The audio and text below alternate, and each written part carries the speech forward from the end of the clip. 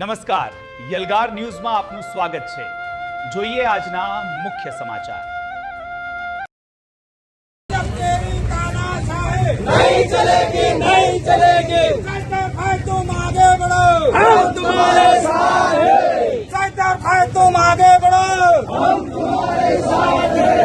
राजा तेरी तानाशाही। ચૈતર વસાવાને 7 વર્ષની સજા મામલે કવાંટમાં આપનો વિરોધ પ્રદર્શન, સમર્થકો રસ્તા પર ઉતર્યા।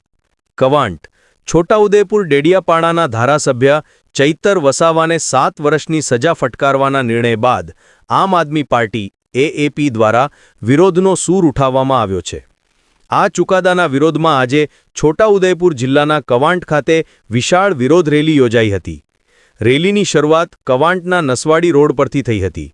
ત્યારબાદ બાબા આંબેડકર સર્કલ થઈને બિરસા મુંડા સર્કલ સુધી કાર્યકરો અને સમર્થકો મોટી સંખ્યામાં જોડાયા હતા। વિરોધ રેલી દરમિયાન કાર્યકરોએ વિવિધ સૂત્રોચ્ચારો કરીને પોતાનો વિરોધ વ્યક્ત કર્યો હતો। કાર્યક્રમ દરમિયાન ચૈતર વસાવાના સમર્થનમાં નારા લગાવવામાં આવ્યા હતા અને સજાના ચુકાદા અંગે અસંતોષ વ્યક્ત કરવામાં આવ્યો હતો। કાર્યકર્તાએ ન્યાયની માંગ સાથે આ નિર્ણય સામે ઉચ્ચ અદાલતમાં લડત ચાલુ રાખવાની વાત કરી હતી। ચૈતર વસાવાને સજા ફટકારાતા આદિવાસી વિસ્તારના રાજકારણમાં ગરમાવો જોવા મળી રહ્યો છે।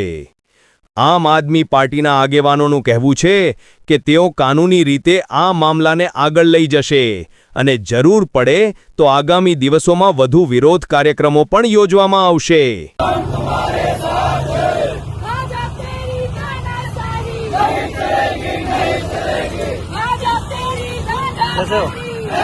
નહીં આપી જે પણ ભાજપનો આદેશ હોય અને આપણા નેતા જે આપણા માટે લડત આપે છે આજે એમને ખોટી રીતે જેલમાં લઈ ગયા। હાલ સંઘવી ભાજપ સરકાર અને જેટલા પણ ભાજપના અહીંયા નેતાઓ છે એમની નીંદ આપણે હરામ કરવી પડશે। આગળ પણ પ્રદેશથી આપણને પ્રોગ્રામ આપેલા છે। 28 તારીખે વિધાનસભા વાઇઝ બધા નેતાઓ એમના વિસ્તારમાં કરવાનું છે પણ મોટી સંખ્યામાં પછી જિલ્લા પંચાયત વાઇઝ તમને પણ પ્રોગ્રામ કરવાના છે પછી તાલુકામાં તો આપણે આ પ્રોગ્રામ રોકવાનું નથી। ચેતરભાઈના સમર્થનમાં આપણે રોજે કરવાનું છે અને ખૂબ બહુમતીથી મોટી સંખ્યામાં તમે પ્રોગ્રામ કરો તાકી બીજી વાર ભાજપ આપણા કોઈ પણ નેતાને અડકતા 10 વાર વિચારે। કેટલા સભ્યોને ખોટી રીતે ખોટા કેસીસમાં ફસાયા છે, કેટલા લોકો પર પોલીસના ફોનો આવ્યા છે, વારાઘડી નાના નાના કેસીસ ખોટી રીતે એ લોકો ફસાવે છે। ભાજપ ડરી છે આપણને ડરાવવા એ પોલીસને હવે એમના કમલમના પગારના પોલીસને લઈને આપણને બીવડાવવા માંગે છે। પોલીસને પણ ખબર થવી જોઈએ કે તમે જનતા માટે છો, કઈ કમલમના માટે નથી। તમે કમલમની પ્રાઇવેટ પ્રોપર્ટી નથી એટલે તમે જનતા માટે કામ કરો, નાખી કમલમ અને બીજેપીના ચોર માટે કામ કરો।